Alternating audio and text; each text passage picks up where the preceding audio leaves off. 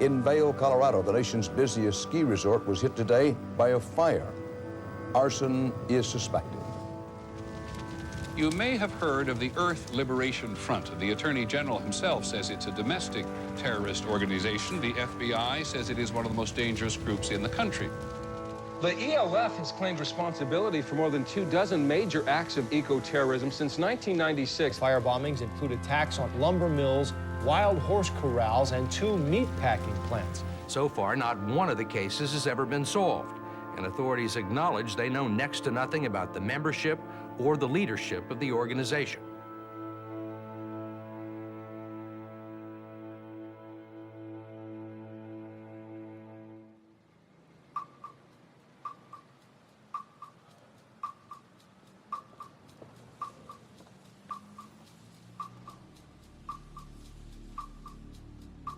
On December 7th, 2005, 4 federal agents entered my wife's office and arrested one of her employees, Daniel McGowan. It was part of a nationwide roundup that eventually netted 14 members of the radical environmental group, the Earth Liberation Front. In all, their trail of destruction resulted in millions of dollars of property damage. Today's indictment is a significant step in bringing these terrorists to justice. Weeks after his arrest, Daniel's sister put up everything she owned for bail, and he was placed on house arrest in her apartment to wait for trial.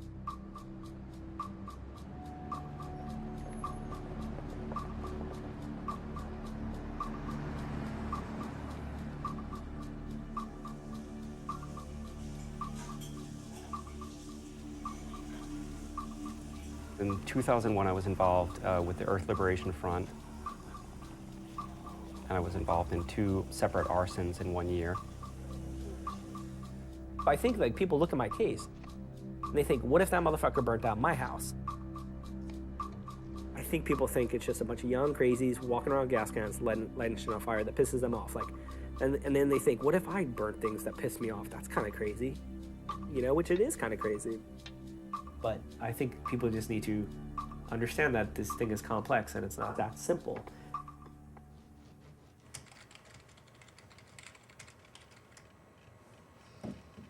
It's hideous to be called a terrorist. There was no one in any of these facilities. No one got hurt, no one was injured. And yet, I'm facing life plus 335 years. I split my time between talking to my lawyers. I do a lot of research on my case.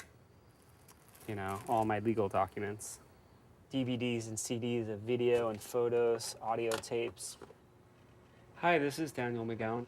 I know that my lawyer sent you the brief that is being filed with the court today, but it's basically about... As Daniel is preparing for trial, the government is putting pressure on him and his co-defendants to take a deal.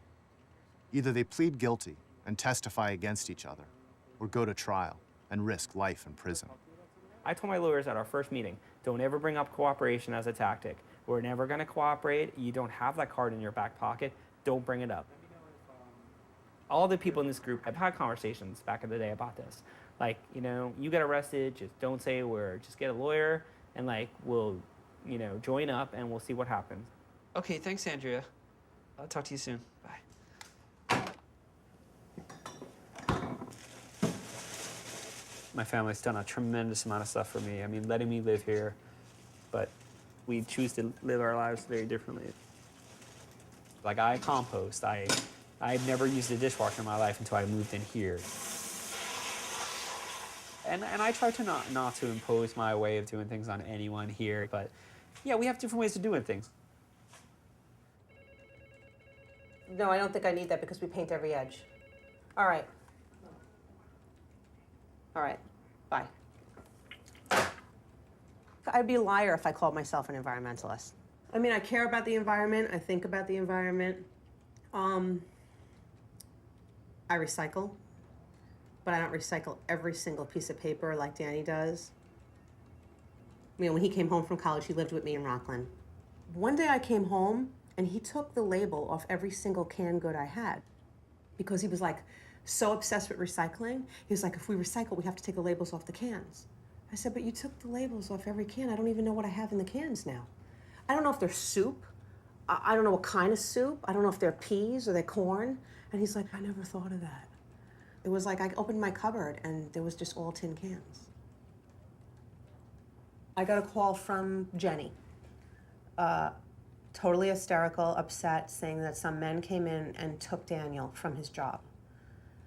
My dad's first reaction was like, oh, I don't know my son anymore. And I think he was just in shock. It's funny, growing up, he wasn't the political kid that was fighting for anything. No, he was just a regular kid. Played with his friends, rode his bike. It wasn't like he, had this whole history. But, you don't know what's inside someone until they get older and they start to think about who they are. I was born in 1974 in Brooklyn. I moved to Rockaway when I was around 3, Rockaway Beach in Queens. It's like mostly, working class people.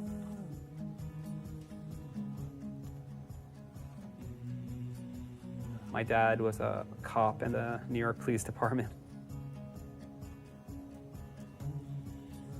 I went to high school at a place called Christ the King, Catholic high school. And I was a track runner, and I got scholarships and stuff like that.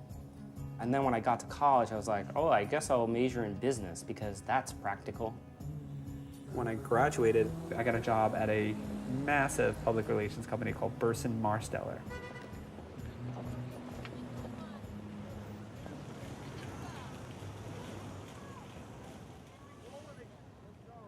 During this time period, at some point along the way, I ran into a woman collecting signatures at Union Square. She kept telling me about wetlands, the Wetlands Environmental Center. And that kind of was where it changed.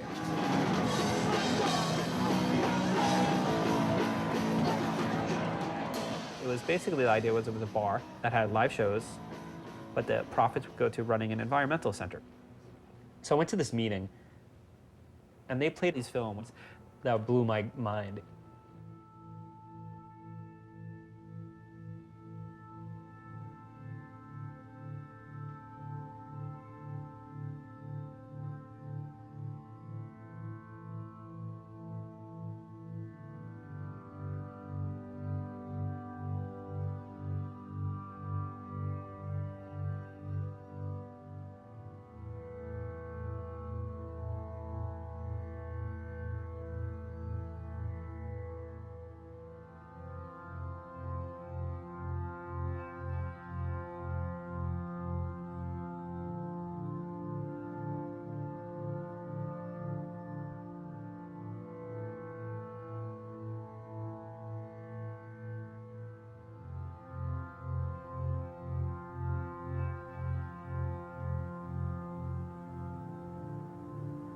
I had never seen with my own eyes what kind of world we lived in.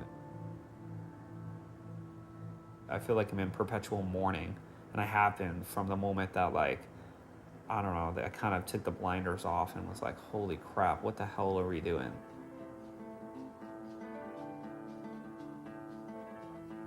And I got involved pretty much instantly.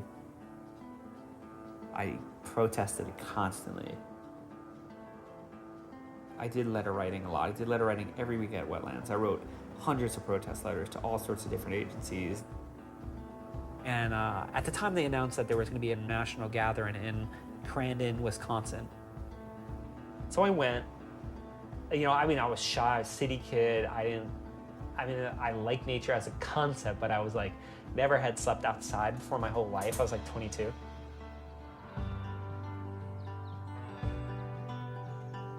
It was different than anything I have ever seen. We went swimming in a creek. We were going out on logs and jumping off. We were skinny dipping. All this stuff was new. Traditionally at the end of the rendezvous, they have a big action. And we went to town and had a protest at the mine office. And I actually ended up being arrested. And it was really eye-opening, to kind of learn about this different world and this environmental resistance movement.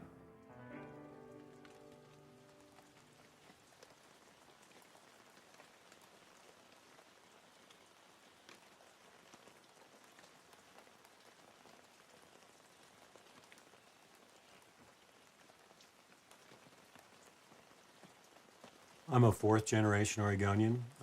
Grew up in Eugene. My brother works in a mill. My uncles own mills. It's something that, if you're from the Northwest, it's something you do.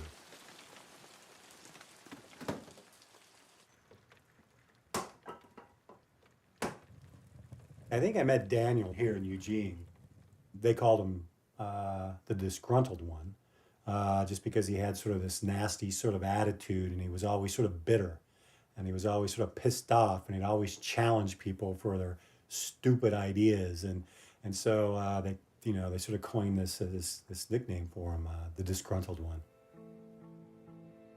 I think Daniel arrived out here at about 1999, but to really understand, why these arsons were set, I think you got to go all the way back to a time when Daniel was still living back east.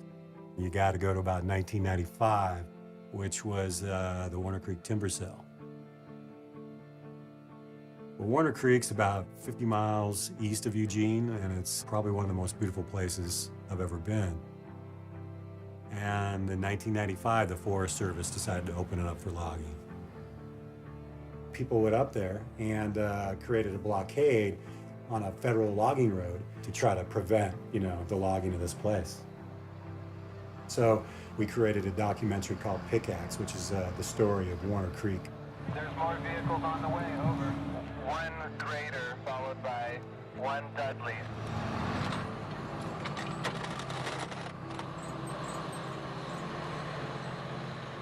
We don't think you guys have the right to take a protected forest teeming with life, bid it and log it.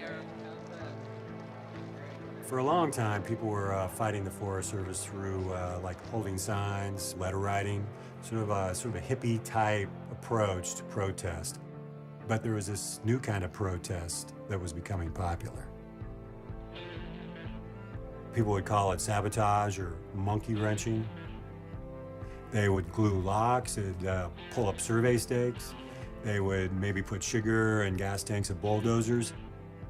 At Warner Creek, just a simple little blockade turned into an all-out assault on the only way in to that forest. Protesters dug a series of trenches to keep logging trucks from getting to the forest. And then they built the wall. It looked like an old fort from the Wild Wild West, and it had a drawbridge, and it was really a cool blockade. We're drawing a line in the sand, and you can't come in here and destroy this place. And they stayed up there for about a year.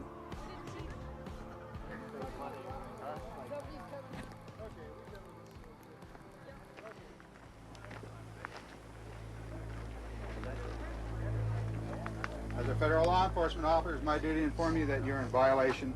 You have 5 minutes to get out of here, and you have actually less than 5 minutes. Early one morning, the Forest Service came up and arrested the protesters and knocked down the wall.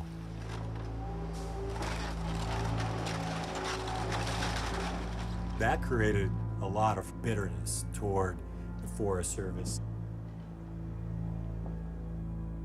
And soon after, things began to escalate.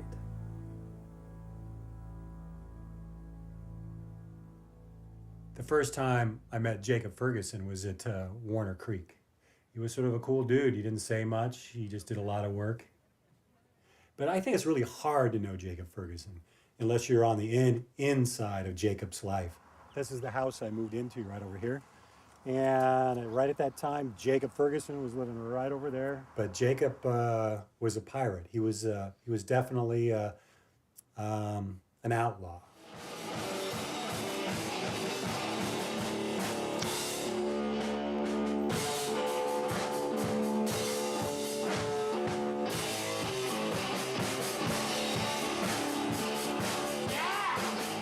He tried to play a bad boy image, and he did it well, because I think he really was one.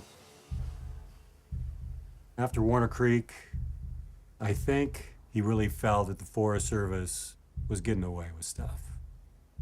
I think most of America feels that the U.S. Forest Service's job is to protect the forest. But the Forest Service is a part of the Department of Agriculture. And the Department of Agriculture looks upon these forests as crops. The U.S. Forest Service's real job is to provide trees for these timber companies so they can cut these trees from our national forests. They were cutting down these massive old-growth trees, up to 750, even 1,000 years old, that were just massive.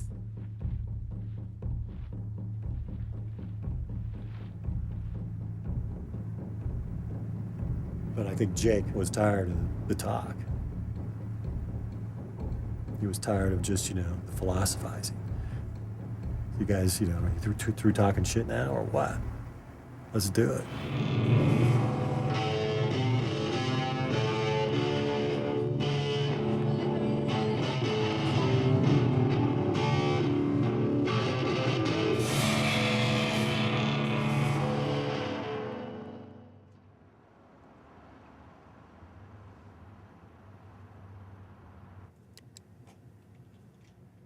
This investigation was the largest domestic terrorism case in the history of the United States. And the very first ELF action that occurred in the United States occurred at 2 ranger stations in the District of Orion. Mainstream legitimate environmental activists were absolutely shocked and disgusted with the fire. And they saw the burning of the Oak Ridge Ranger Station as a public relations disaster. In the months after the ranger station fires, there was a split within the environmental movement. In Eugene, which was quickly becoming a hotbed of activism, a growing community of younger environmentalists cheered on the arsons. But most environmentalists argued that in a democracy, public protest was still a better way of making change. In the summer of '97, just a few months after the ranger station fires, an event took place in downtown Eugene that, for many, shook up the debate. There was this place downtown. It had 40 old heritage trees, just beautiful.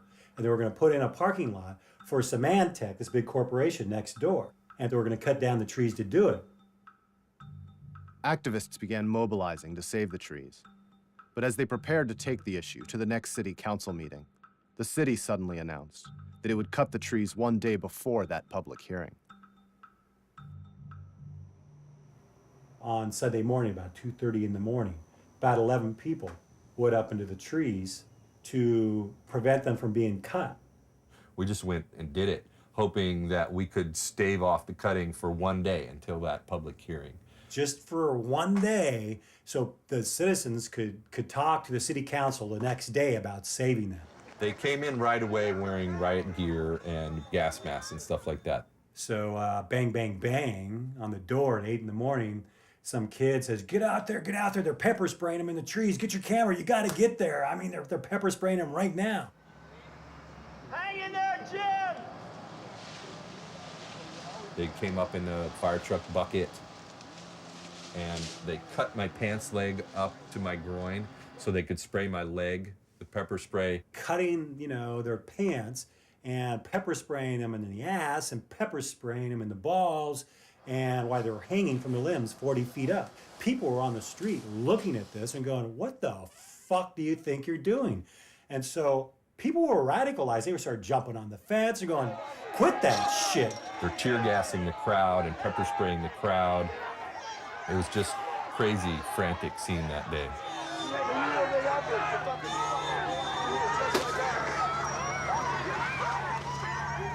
And they used about 12 to 15 cans on Flynn, and he stayed up for, I think, about 6 or 7 hours, man.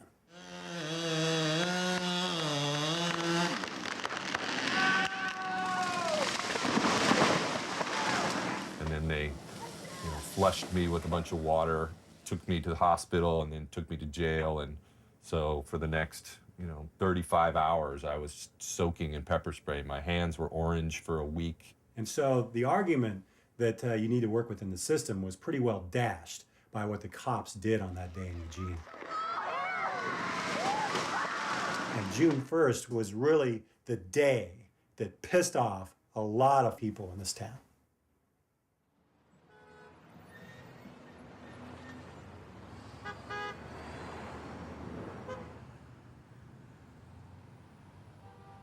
I remember reading about it. People were like, oh, we have this footage, and it was really intense, and that kind of stuff, like, that's part of the story. That was like part of the backdrop.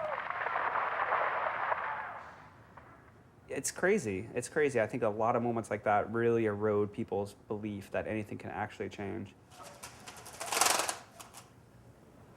Next week it's 4 months and I'm on house arrest. My days here are really tedious. It's really hard to focus and do anything. Just thinking about my future and how uncertain it is. I get really sad at night, I prefer to sleep straight through so I don't have those moments, but I have them almost every night, so. I've been doing okay, though, all things considered. I mean, I feel like on one level, I just have to be really thankful for what I have, which is like a good family and really good friends. So I try to like keep things in perspective. Hold on 1 second. Hi. Hey, how are you? All right, how you doing? Good. Daniel was living with his girlfriend when he was arrested, and she's moved into his sister's apartment to be with him. People are all different, and some other people, if they were in my position, they might have been totally, like, questioning everything. But it's not me. I think that he feels the dread every single day. It definitely removes some of the life from his personality.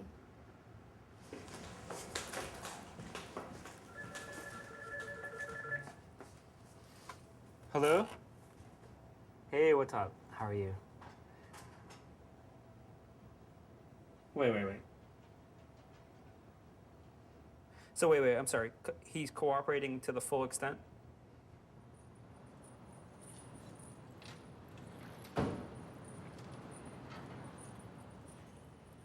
Six of Daniel's co-defendants have appeared in court to accept plea deals.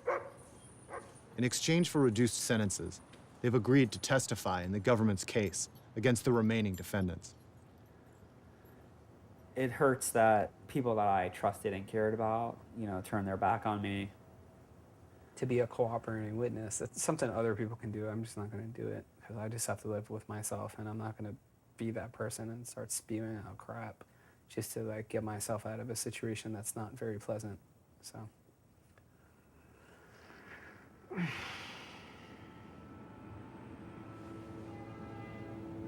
I'd want him to do whatever he needed to do to not go to prison. But I would never want him to compromise his values or beliefs. So if he has to choose, he'll be facing life in prison.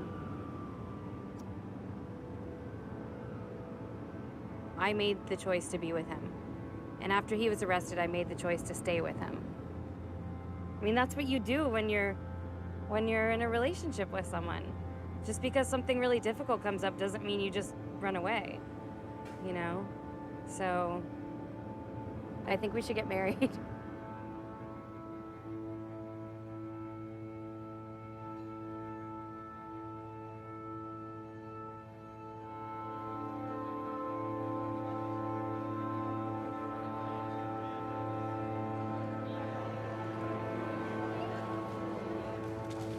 Daniel, I've seen you with Jenny, and you're wonderful with her.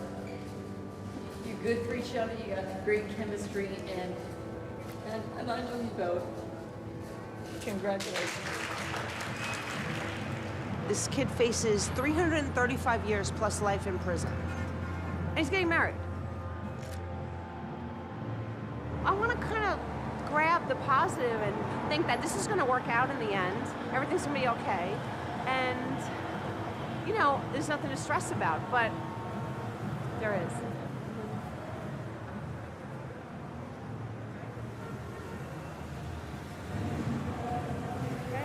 Oh, it is my sister. How are you? How are you? Perfect timing. Oh, I'm freaking hot. That's why I'm out here. Let me see your ring. Oh. Mine's nicer. And by nicer, she means more money. His ring is made of like some recycled type metal. It doesn't hurt anything or anybody. And mine's made of good old diamonds. Come on, let's go have a good time.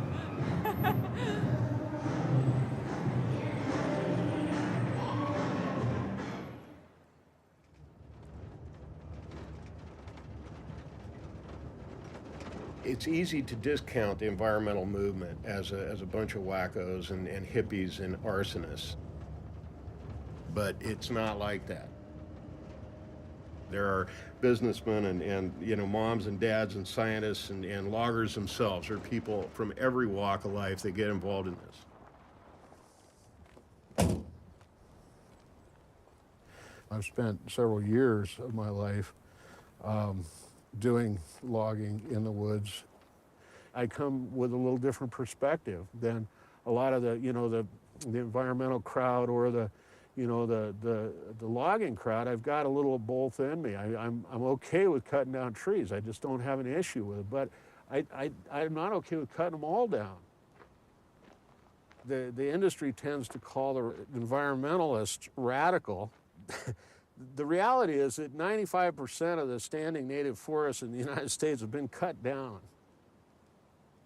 It's not radical to try and save the last 5%. What's radical is logging 95%. This is radical.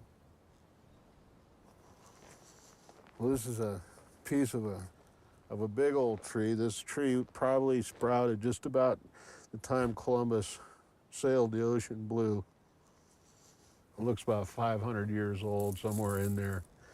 You know, the suckers, if they could talk, probably say have been pretty boring up until about 75 years ago when all hell broke loose out here on the ridge, and they started cutting them down. Most of them are gone now, so we won't be seeing any of these for at least another 500 years, and that's if we leave them alone.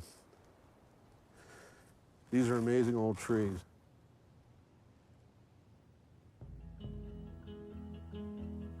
I moved out west in October of '98.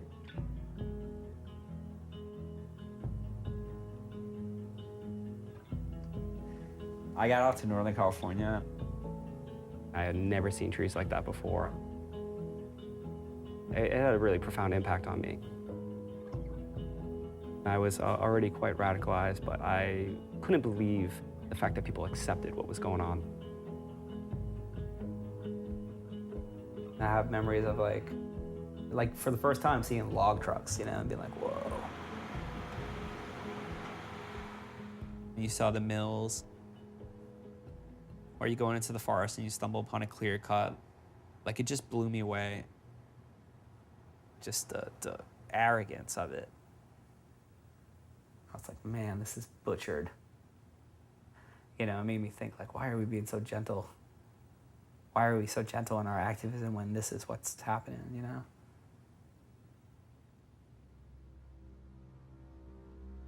After the ranger station fires, Jake Ferguson and members of the fledgling ELF set their sights on new targets. They came across an Associated Press article about the rounding up of wild horses from government land. The horses were being sent to slaughterhouses, including the Caval West plant in nearby Redmond, Oregon.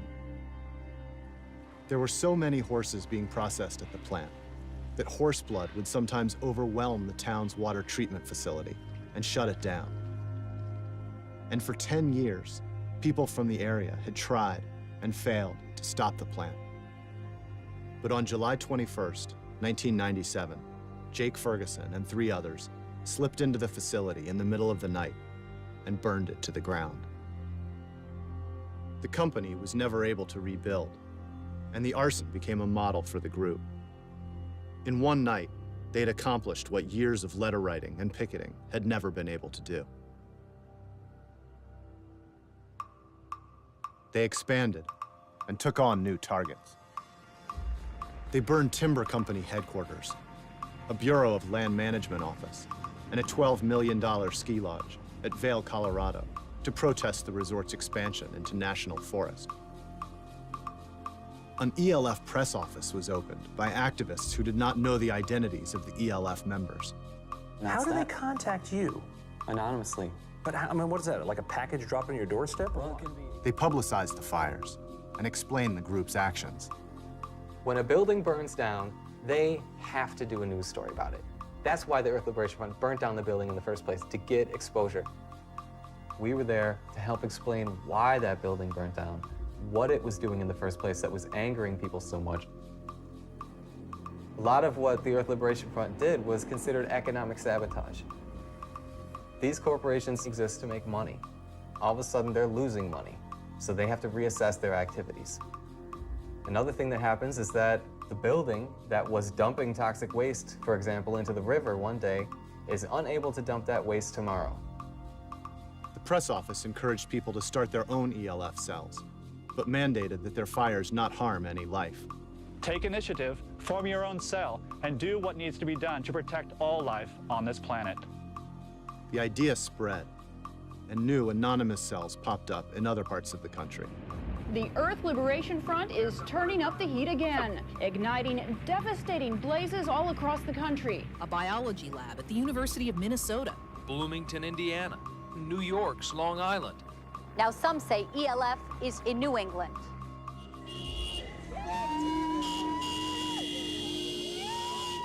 Back in Eugene, people were celebrating. We had no idea that it was people from our neighborhood and they were friends of ours, but we were hearing about what was happening. We were celebrating.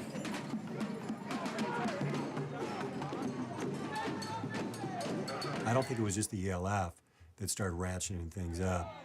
I think activists all over the Northwest were also kicking it up a notch. They thought there was a possibility of really making things change. Just have to work at it a little harder and get a little more radical.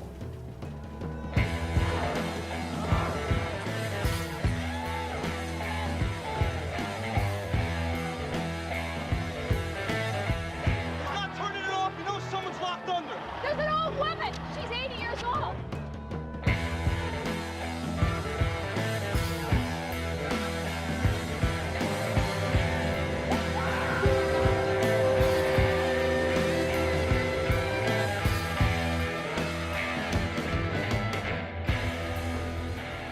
There was a sort of progression of radicalism that happened in Eugene. And so the police were also amping up their presence because we were amping up our presence. Literally, we were having 2 protests a week, major protests. And so you can imagine what law enforcement went like. I was doing undercover work around the Eugene area. We were looking for some of these individuals that were causing mayhem around Eugene. I think it was well known in the movement that they could probe and push and get us to react in a way that oftentimes didn't look very good.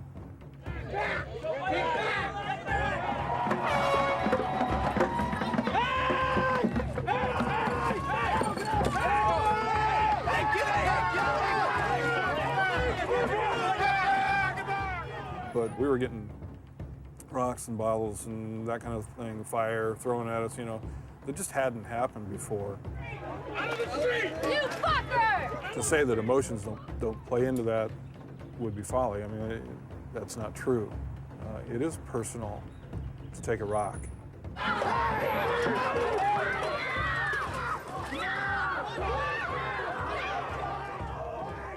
And people's views got hardened and more radicalized from what the police were doing to them within Eugene or other campaigns that were going on around the Northwest.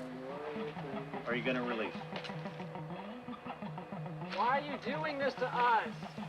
Okay, are you going to release? Who's going to release? Go ahead. I only did one eye. I'm going to do the other eye if you don't release. Please don't hurt me. Violence is not to be used in our last protest. Gotta leave her alone. Stop it! Stop it! When those people were getting attacked and stepped on and pepper sprayed in their face while they were locked down, I thought protest and civil disobedience, what's the point? Why bother? It's not getting us anywhere. We're getting victimized by their police, I don't know. I think like a lot of people I knew at the time, experienced a massive loss of faith in that systemic change could happen through, the system regulating itself or reforming itself. Good evening. When the World Trade Summit was planned for Seattle, the administration obviously hoped it would be a triumph for Bill Clinton in the closing months of his presidency. Instead, it's been a nightmare of protests and demonstrations in the streets. In 1999, tens of thousands of people converged on Seattle to protest the WTO and its effect on the environment and labor. They blockaded the streets using nonviolent civil disobedience.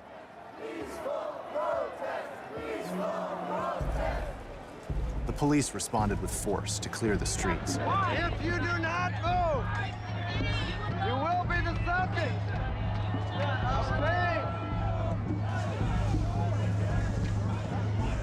Also touching you, shooting poison! But while the authorities were focused on the demonstrators, another group appeared that included current and future members of the ELF. I met these people in Seattle, and I was introduced to kind of a larger group of individuals. Here we are in our black clothes. You know, downtown Seattle is just full of corporations that are wreaking devastation and destruction on the planet, and people were just like, okay, let's do it. These businesses, they're not going to bow to people dancing in the street.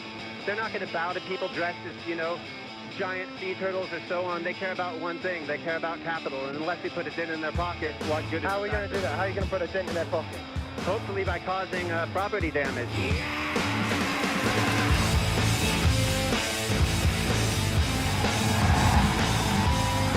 I never breathed tear gas, pepper spray, or saw rubber bullets or concussion grenades until that point.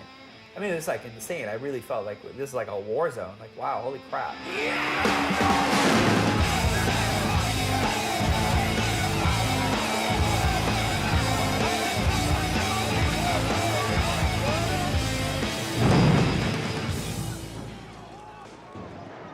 It felt good to take out my rage on these corporate windows because they had caused so much destruction in my mind.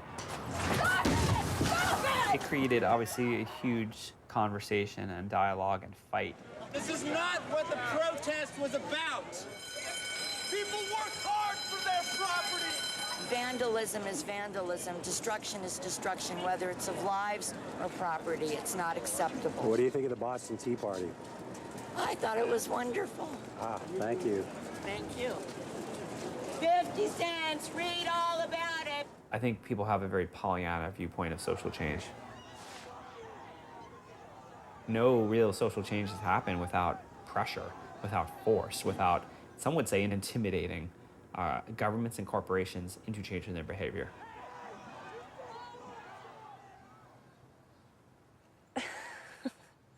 Oh, it's so weird to talk about this stuff. I took part in the Black Bloc at WTO, and the goal of the Black Bloc was to just send a message, an anti-capitalist message that consumer America is destroying the world and destroying the planet. And that was the first time we met a lot of the other people that ended up being involved in the arsons.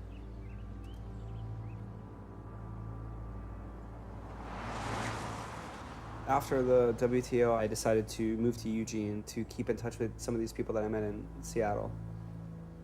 And I started becoming a really different person.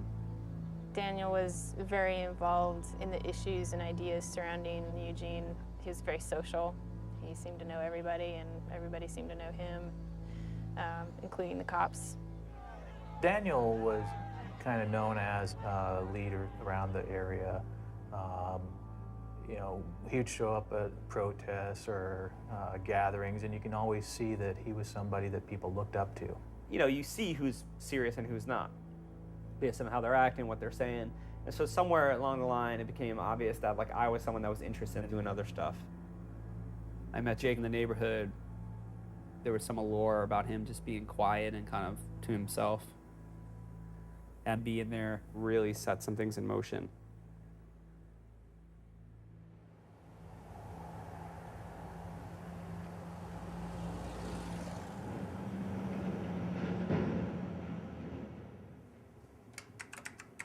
The more radical environmental community have, in my opinion, a misconception about this industry and what we do.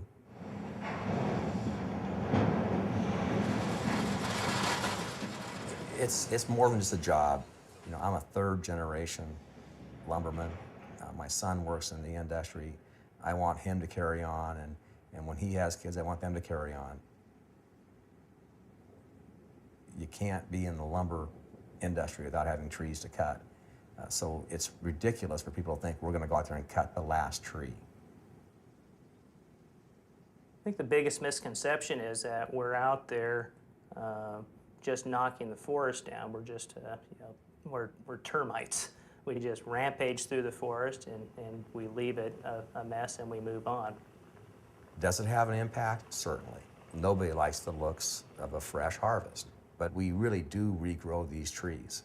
You know, we plant 6 trees for every tree we harvest. That's the law. I mean, it's just flat out the law. People don't break the law. You can't get away with it in Oregon or anyplace else. Being an environmentalist is simply respecting the land and the atmosphere around you. In that regard, I'm an environmentalist. Eugene has a commercial railroad that goes through town. You know, it's an uncommon to see just like plywood after plywood and company names, you know, stamped onto it. That's definitely how I heard about Superior Lumber, just by seeing their half-mile-long train full of forests go by.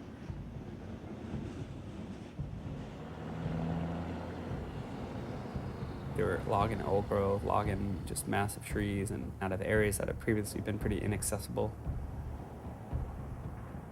Sometimes when you see things you love being destroyed, you just want to destroy those things.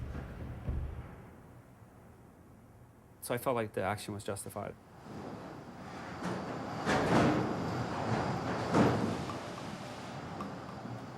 We were quite surprised that we had been targeted. I believe I was invited to participate in Superior Lumber by Meyerhoff to be a lookout along with Suzanne. But I met Jacob and Kevin right before the action, Kevin Tubbs. They got together some weeks before, did a surveillance of it. It was in an isolated area. There was no viable security there. They figured out where they should place the devices. They came back and prepared the devices.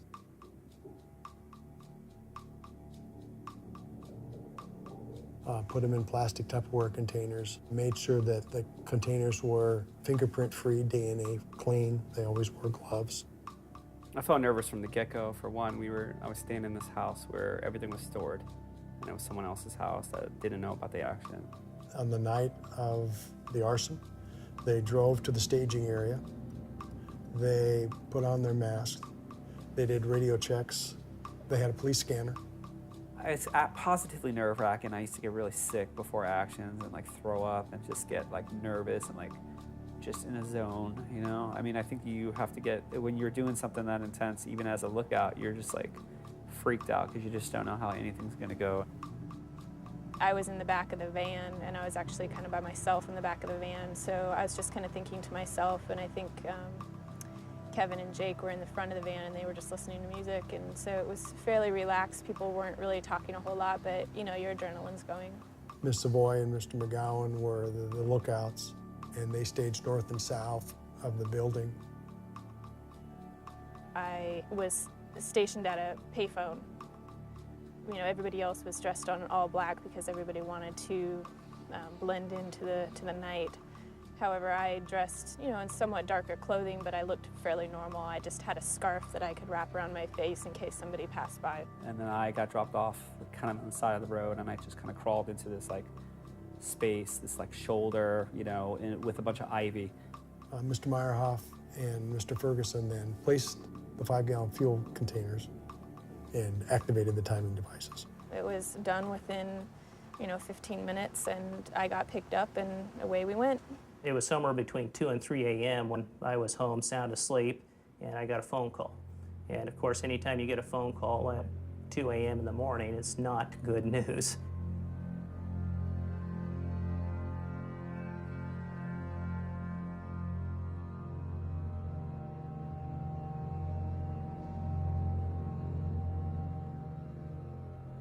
It turned the office into just a fiery oven. I mean, I don't know how hot it got in here, but we had keyboards that were, I mean, you couldn't tell one key from the other. They were just melted together.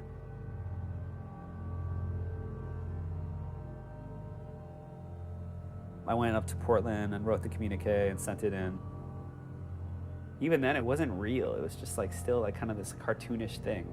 And it wasn't real until I really saw the newspapers, seeing the man from the company, I think Steve Swanson, just walking through this like charred remains, and I was just like, holy crap.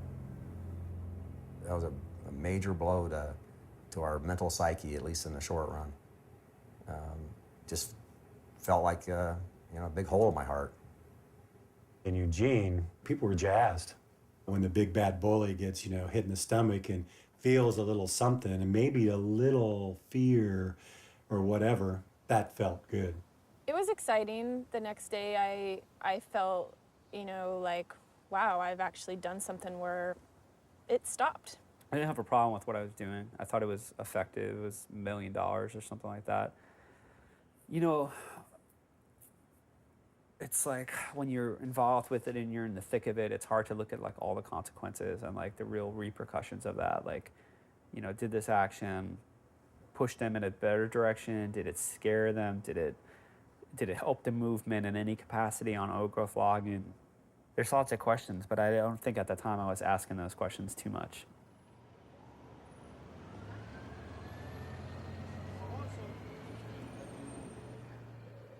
Yeah. Totally. All right, well, that's great. I guess I'll see you in a little bit. Okay, bye. Yes. Awesome. All right, this is great. I'm off the system. I am off house arrest, technically, right now. Hey, I'm off. Sweet. 7 months and 2 days. With 7 months of good behavior, Daniel's lawyers have convinced the government that he's not a flight risk. What do you think about that? I think I'm gonna stay in tonight. No, I'm joking. Are you kidding me? I don't care how tired I am. We're doing something.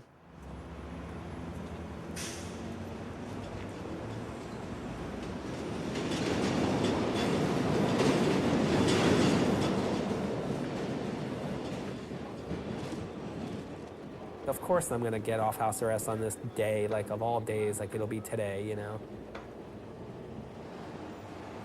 It's really sad for me to like have all these films about my home being attacked, like my city being attacked. I mean, when I tell people that like I'm accused of being a terrorist, like whether it's eco or domestic in front of it or if it's just straight terrorist, like it's ludicrous to me. It's like surreal. And most people that know me are like, what? No one's accused in my case of flying planes, bombing things, trying to hurt people, none of these things. Like, no one's accused of that. It's property destruction. Like, that's what it is. Call it what it is, Yay! Look naked, right? You did it. How you doing? How you doing? Look at my freak-ass ankle. I actually ran a little bit because I wanted to feel like what it was like to run. I'm so tired. My feet hurt, my legs hurt, I just had a knee pain. It was horrible.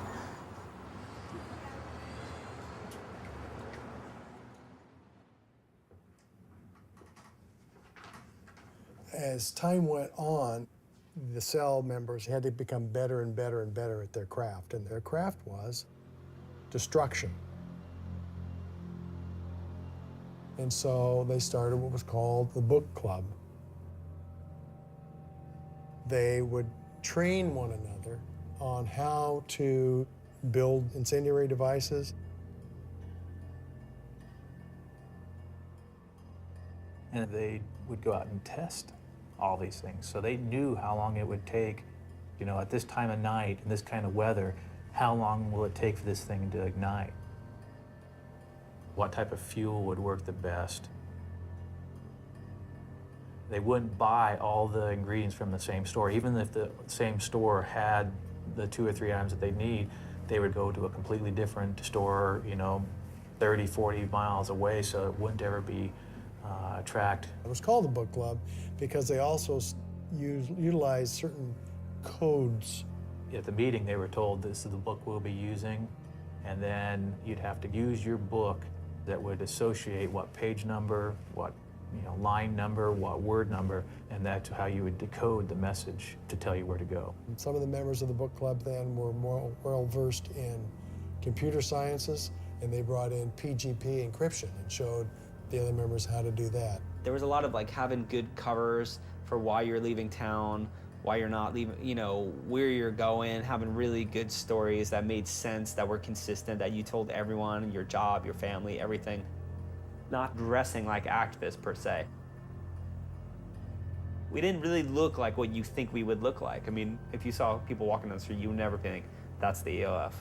It made a lot of sense of why there wasn't any evidence, why they weren't caught sooner.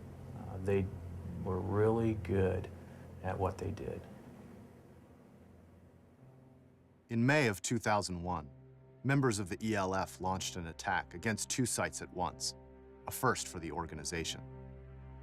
The first target was an office at the University of Washington, where a scientist was doing genetic research on trees with a grant from the timber industry. The second target was the Jefferson Poplar Tree Farm, where the group believed that genetically engineered trees were being developed for paper production. In the previous arson, Daniel had been a lookout, but this time he took a much more active role. They rented a motel room. They set up a tent inside the motel room. They put on painter suits, triple thick gloves. They made the devices. One team went to University of Washington, and the other team traveled down to Claxonine, Oregon, to Jefferson Poplar Farms. Clatskanai is a really small town. We're desperately trying to avoid a traffic stop because it's just like we're pretty much screwed if we got stopped. There's way too many people in the car dressed in all black. The driver of the vehicle was Miss Savoy. Miss Zacher served as a lookout.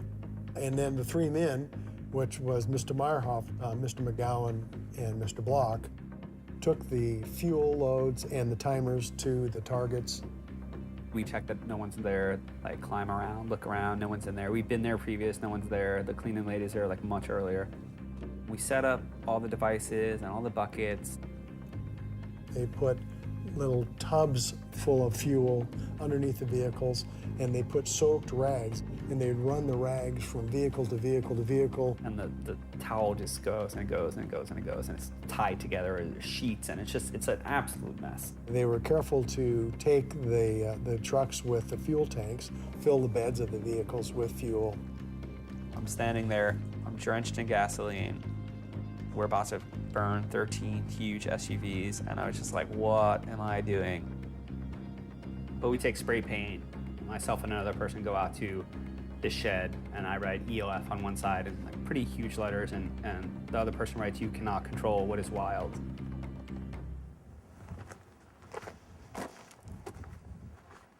There's the E, L, and F. So everything was basically fully engulfed when I got here.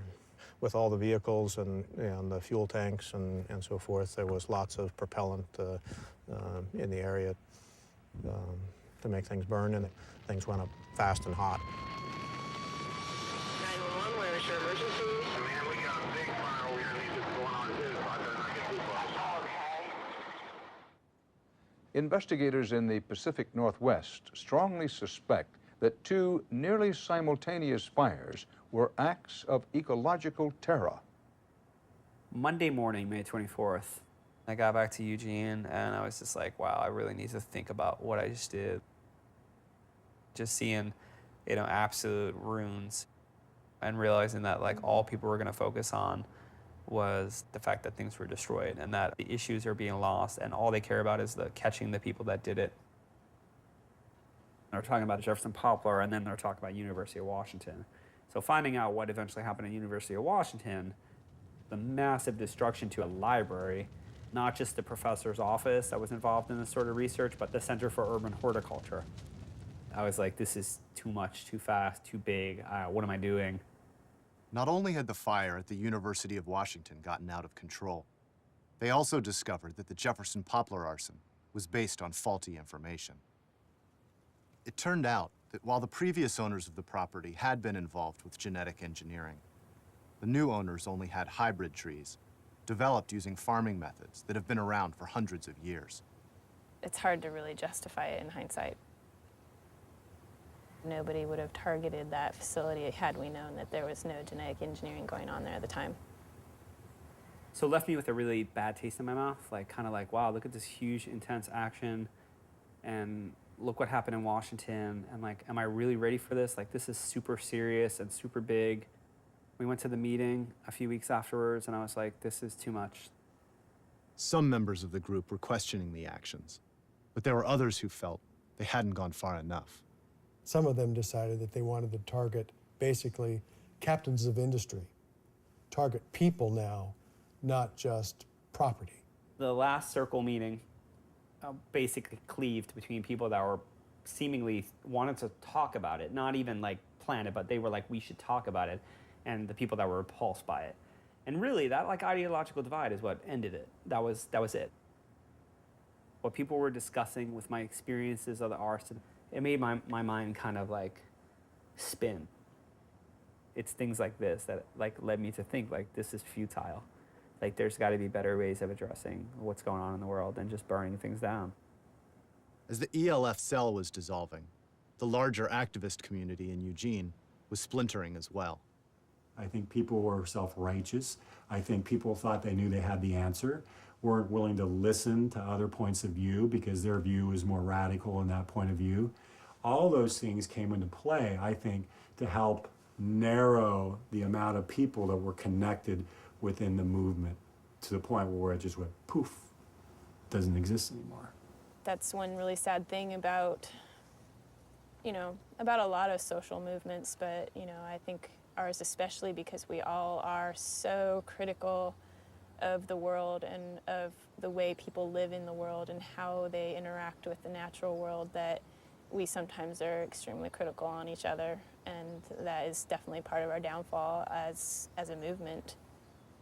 The scene was really imploding there at the time, and I took a small trip to New York for my sister's 35th birthday, and I hung out with my family, and I was like, wow, I really love my family. I forgot that I just grew so disconnected from them, and I met Jenny, and I was like, all right, I think I'm gonna move back to New York. After moving home, Daniel began working at the Rainforest Foundation. He organized protests against the Republican convention. And finally, he took a job at a domestic violence organization where he was working when he was arrested.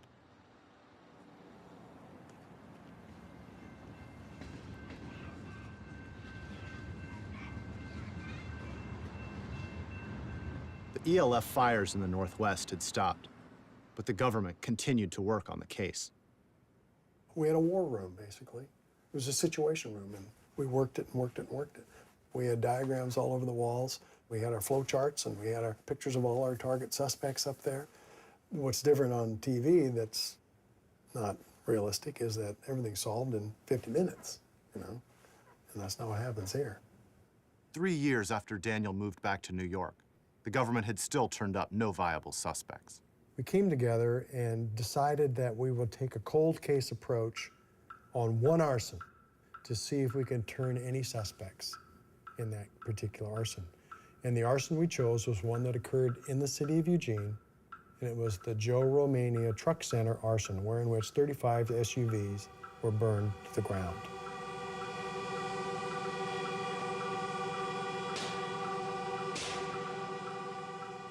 The new investigation yielded a number of clues, which pointed the government toward one local activist. The night of Romania, Jake Ferguson was accused of stealing a truck, which was kind of interesting. The truck would be needed for something like what occurred. We also knew that Josephine Overacre was arrested in the Olympia area just prior to an arson that occurred up there. And we knew that her boyfriend was Jacob Ferguson. And that's when we really turned the heat up. With Jake now on their radar, they began following him everywhere, asking people about him, and bringing his friends in for questioning before grand juries. You start seeing cars following you and cars with guys sitting outside where you're staying, and it was really scary, to think that they were kind of on the right track, and that they're just kind of like right there behind you. And he's also a drug user, and so that adds paranoia. They know, they're coming for me. And of course, in Jake's case, some of it was true where when he did turn around, there were law enforcement following him. So lightning was striking all around him. And with that in mind, we gave him an out. We called him into the United States Attorney's office. We were in a conference room there. And then we explained to him quite simply that we knew what his situation was. They told him they knew he was a heroin addict and that he'd lied to an investigator, which was a felony. And then they bluffed. Despite a lack of hard evidence, they led him to believe that they could tie him to the ELF arsons. We never told Jake Ferguson or his lawyer what we knew or didn't know. You never do that. Could we have really put him away for a long time at that point? Probably not. They told him that the arsons carried a life sentence, but if he became an informant, they'd let him walk away from his crimes. I described to him, tried to paint an image of him walking through the forest on a road some sunny summer afternoon, hand in hand with the sun, instead of looking at his son through bulletproof glass. And he thought about it. And at that particular point in time, then, he and his lawyer excused themselves and left and said, well, we'll get back to you in a day or so. You know, he grew up with his dad in prison, and he saw how bad that life was. He didn't want to spend the rest of his life in prison and have his son, you know, never see his dad. 20 minutes later, I get a call from downstairs, and Mr. Ferguson and his lawyer want to come out and talk to us. And so they came up and they said, we would like to consider cooperation. What do we need to do? So that was, when we found out that he was willing to cooperate, that was one of the best days I've ever had. So he started listing off all the things that he had information about.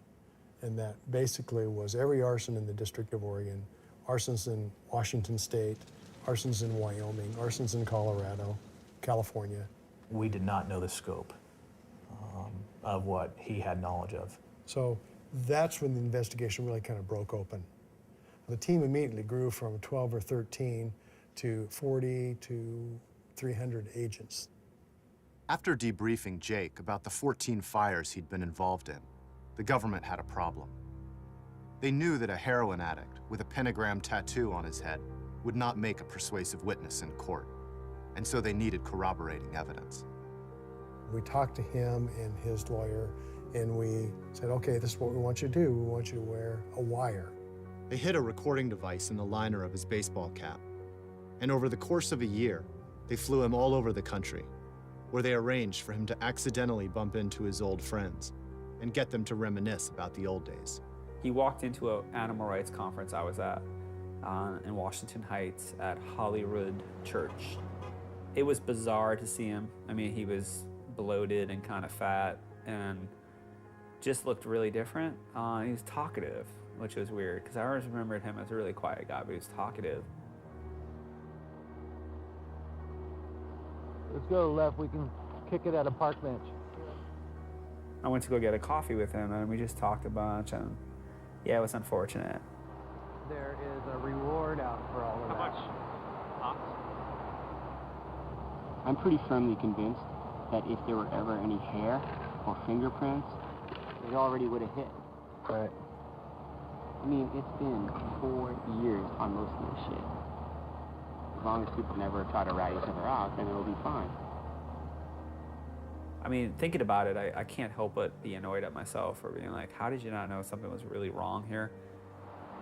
Here's the deal. If anything ever does go wrong, it'll be a big domino.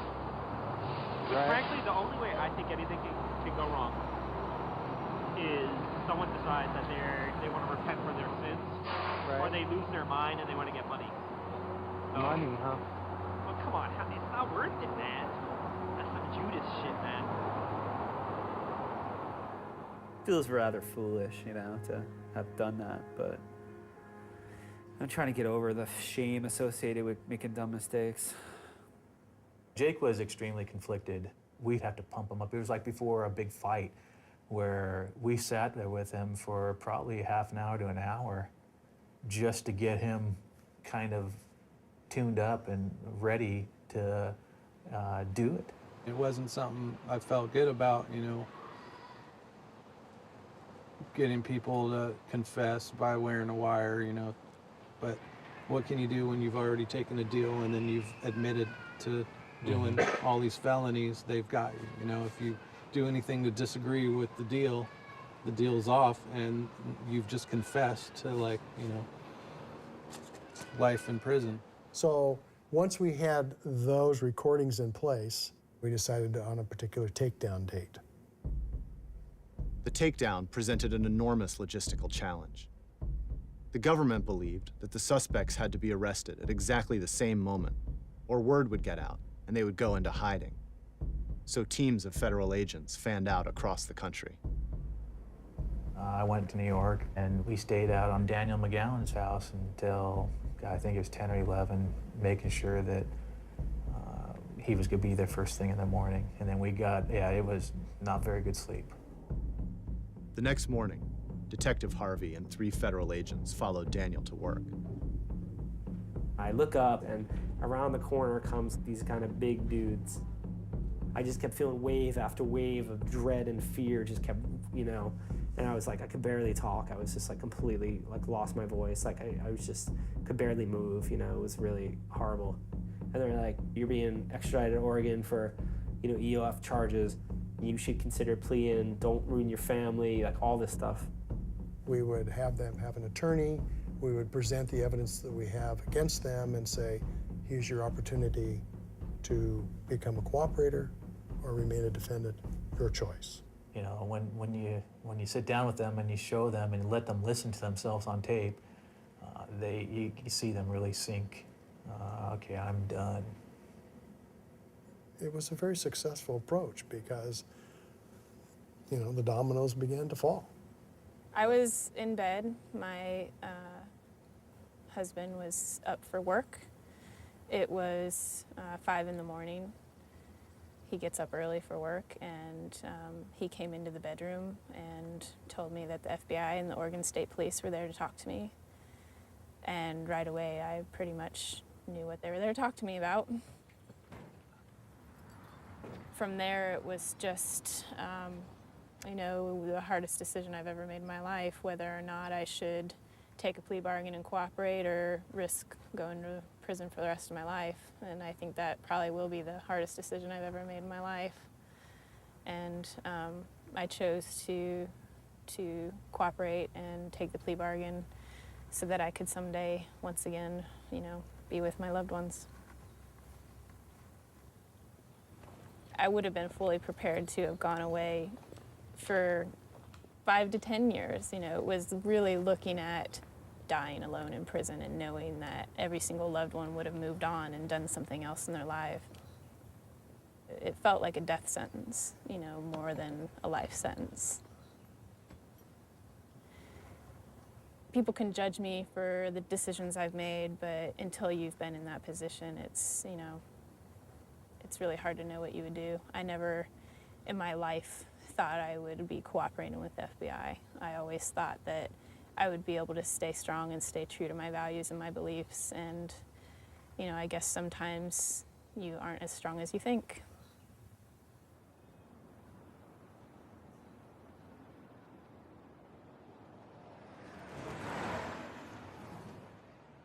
So, I don't know if you're on, but can we talk off camera for a second?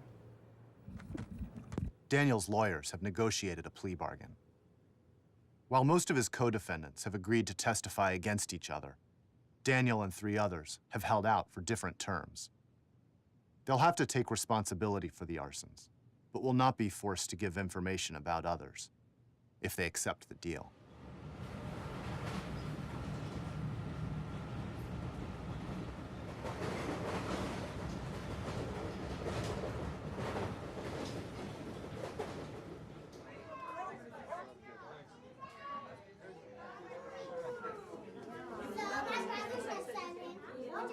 Wow, you are a big girl. Happy birthday. Everything has this overshadowing. This is the last of holidays. This is the last birthday party. This last everything. It's funny, he's not really a big materialistic person, but he bought her a lot of gifts this year. And I said to him, you didn't have to go through all this trouble. And he said, this might be the last time I can, you know, really ever give her gifts and be here. So that was kind of sad. I don't know. He's got some serious decisions to make. and they suck. No matter what you choose, they suck.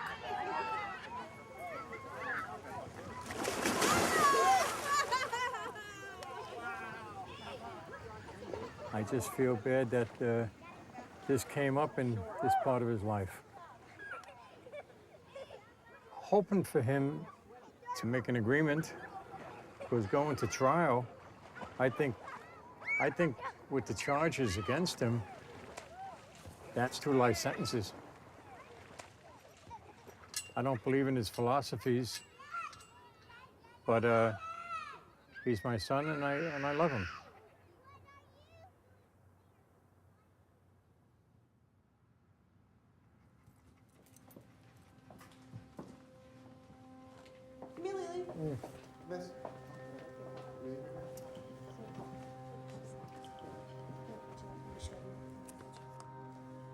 So cool. Thanks for everyone for coming. I know it's. We want pace behind us. We want some pace behind us. Okay. I just wanted everyone to come so I can tell you guys I made my final decision on the plea bargain the government offered a few weeks ago, and so I'm going to be agreeing to this plea bargain in court on the 9th. So the recommended sentence on the part of the government is 8 years. I won't be taken into custody at sentencing. I'm going to qualify for a self-report, but it's a major important thing to them to say that our crime fit the federal crime of terrorism. Even though Daniel has now accepted a plea bargain, a hurdle still remains. A federal judge must determine whether the fires qualify for something called the terrorism enhancement. If the judge rules that Daniel's fires were terrorism, Daniel could be sent to a new, ultra-restrictive prison that was set up after 9/11 to house terrorists. In the media and in the courtroom, the question is debated. Eco-terrorism, terrorist acts by radical groups. Eco-terrorists. Eco-terrorism. Environmental terrorists. People need to question like this buzzword and how it's being used and how it's like just become the new communist. It's become the new, you know, it's like the boogeyman. It's a boogeyman word. It's like whoever I really disagree with is a terrorist. Some people have the problem with, you know, calling this terrorism, but when you're basically making the threat where people go home at night wondering if they're going to be a target, that's what terrorism is. After the fire, for a long time, you really looked over your shoulder. You know, we put an alarm system in our home and things like that before we hadn't thought about. You know, being a New Yorker with experiencing such serious terrorism firsthand is like, how are you going to call someone who sets fire to an empty building a terrorist? It's just inappropriate in every way, and it's an insult.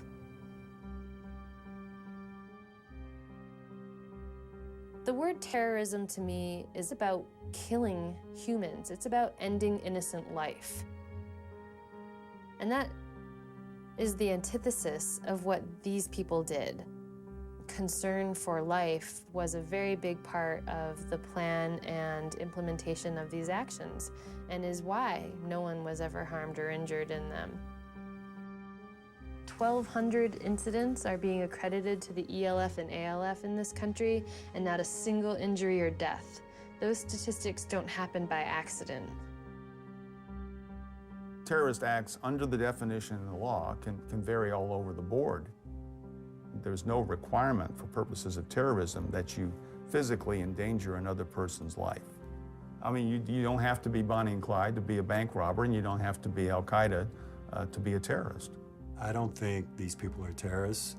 I think the people and the agencies and the industry that they're fighting are the true terrorists. When you've got big timber companies coming into the Northwest, clear-cutting old-growth forests, big oil companies with their big oil spills that cost billions and billions and billions of dollars. You don't see the FBI raiding these executives' homes or anything like that. They aren't being threatened with life in prison. All they really do is just pay a fine and move on to the next quarter. The old adage that, you know, one man's terrorist is another man's freedom fighter, it's true. You know, if you agree with their motives, wow. they're a hero. They're not a terrorist at all. If you disagree with their motives, then they're a terrorist. That's tough, okay? That's why it's a whole lot cleaner to deal with crimes. Crime, non-crime, okay? I'm good with that. I can do that. Arson is a crime. Good, I can do that. You know, is it terrorism? We'll find out.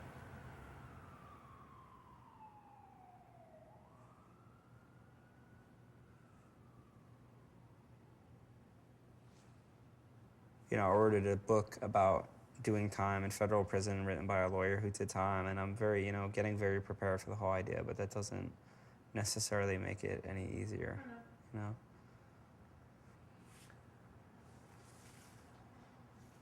You know, you're not alone even though you're in there by yourself. I know.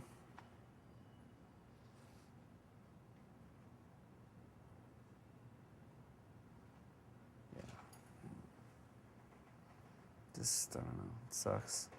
Sometimes it's hard not to just look at the whole situation and go like, what the fuck? How did this all happen, you know?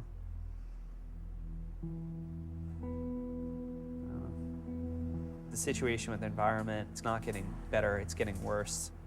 And I'm not suggesting that the path of destruction and destroying everything is the right path, but I didn't know what to do. It's like when you're screaming at the top of your lungs and like no one hears you, like what the hell are you supposed to say, you know? What are you supposed to do?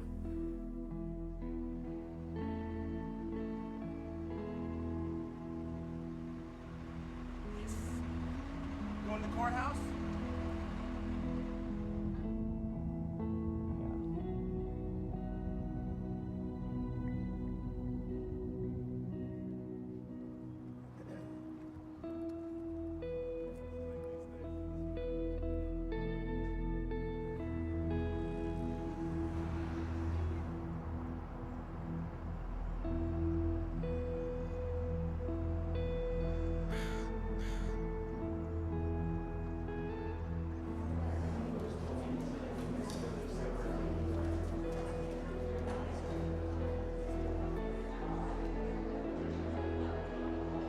The judge has sentenced Mr. McGowan to 84 months in prison.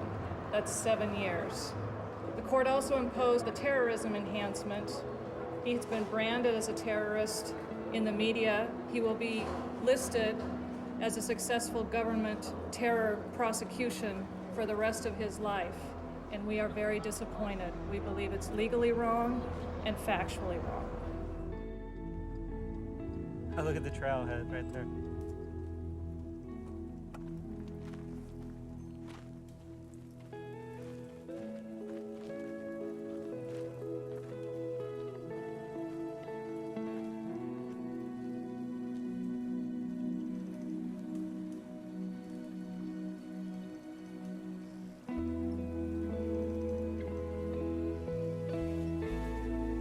Oh my God, it fell from there.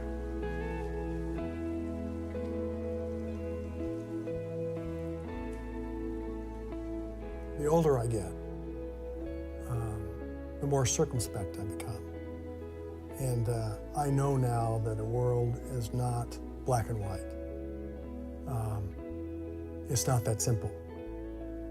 When I first read about these arsons and became involved in the investigation of the arsons, you see all the damage and the harm that they've done and the threats they made. They're not very likable people at all. Once you get to know them as a human being, you start looking at their motivations because you're curious about it. Why did they do such a horrible thing? And you look at their background and you look at their childhood and you look at how they've evolved from the days when they committed all these crimes.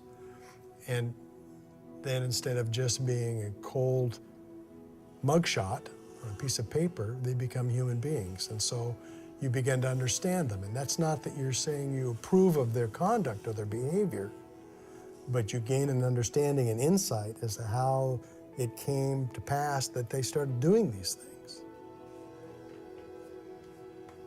And then you're curious about how their lives will end up, but only time will tell. My stomach is flipping out. Can we open it? No, I got it. You sure? I got to be independent. Okay. You're not going to be there to advise me on stuff.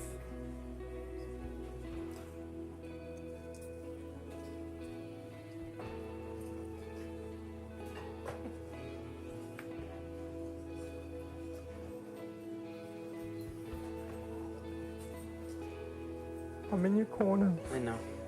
Thanks, Pop. Thanks for everything. I'll see you later.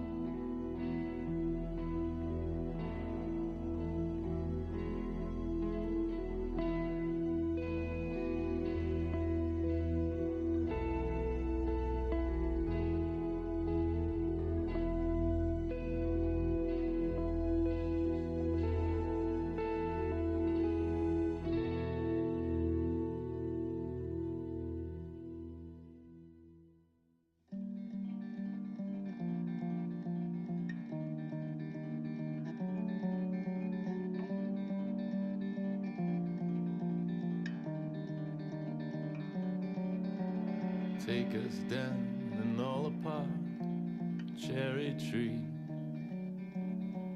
Lay us out on the table.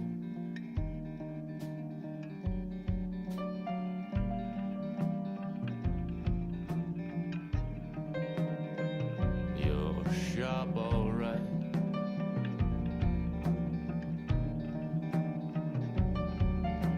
But no one is asking, so leave it alone. Leave it alone.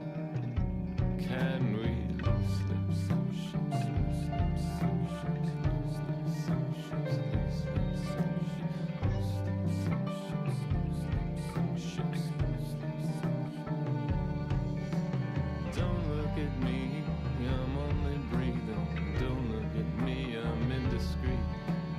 Don't look at me, I'm only breathing. Don't look at me, I'm indiscreet.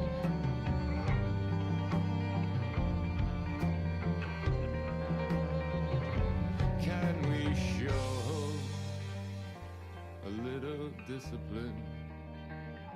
Can we show a little discipline?